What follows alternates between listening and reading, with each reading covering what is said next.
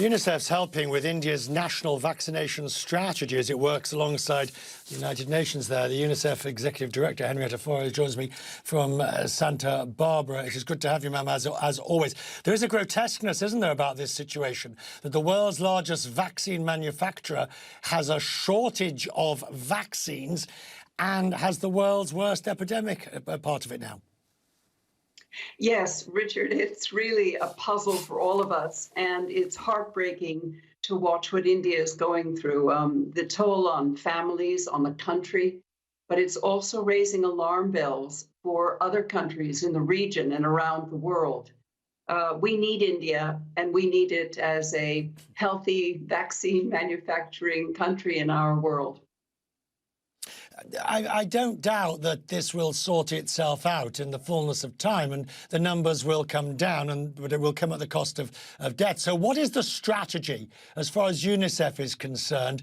What is the strategy for getting aid and getting the help and the vaccination there? Well, we've got a couple of things we have to do.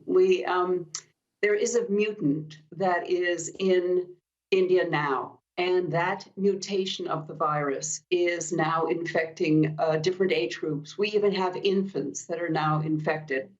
So number one is to try to stop the interpersonal virus infection rate. And then we have overwhelmed hospitals. As you've just shown in your clip, these healthcare centers are really struggling, and it's everything. It's for personal protective equipment. It's for oxygen concentrators. So at UNICEF, we've sent in supplies. They're not enough. We are calling on the world to help us, but we need to send supplies to India. And then because India is such an enormous vaccine manufacturing component of the world supply chain, we need to get India back into the business of making vaccines for the world. So lifting import and export restrictions from countries all around the world, the ability to manufacture in other locations, and maybe the licensing of some of those technologies, all of that will be very important.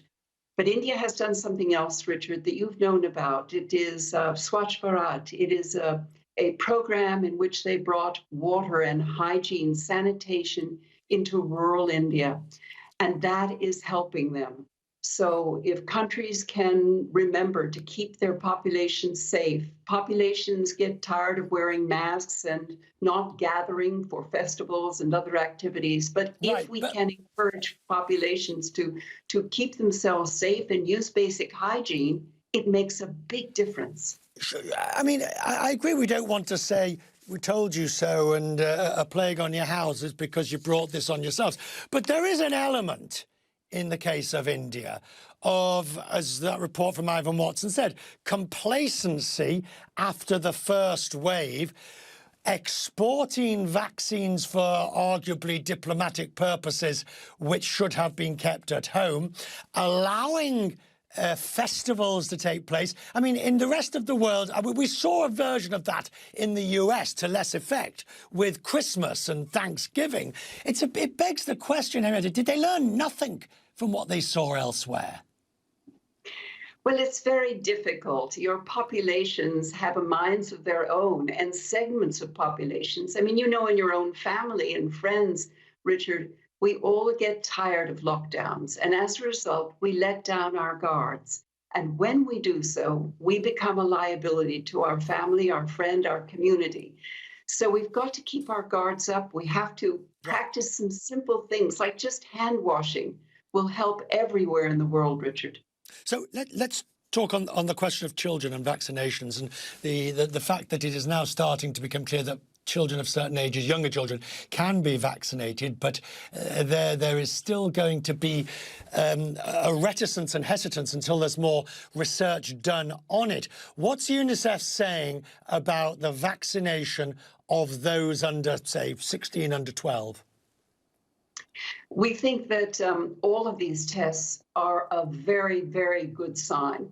We've got to get children back into school, and as a result, we need to have vaccinations. Children are not the main sources of, they're not the vectors of the virus, but they can catch it, and they have the capacity, therefore, to be those who are harmed by having the virus in a society. So if we can open the schools, if we can keep the children safe, one way of doing that will be good vaccines.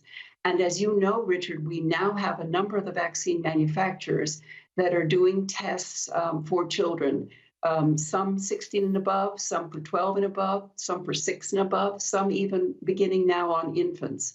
So that's good news for the world, and it will allow children and their lives going back to school to be normal again. Good to see you, Henrietta, as always. I'm grateful. Thank you for taking time to join us.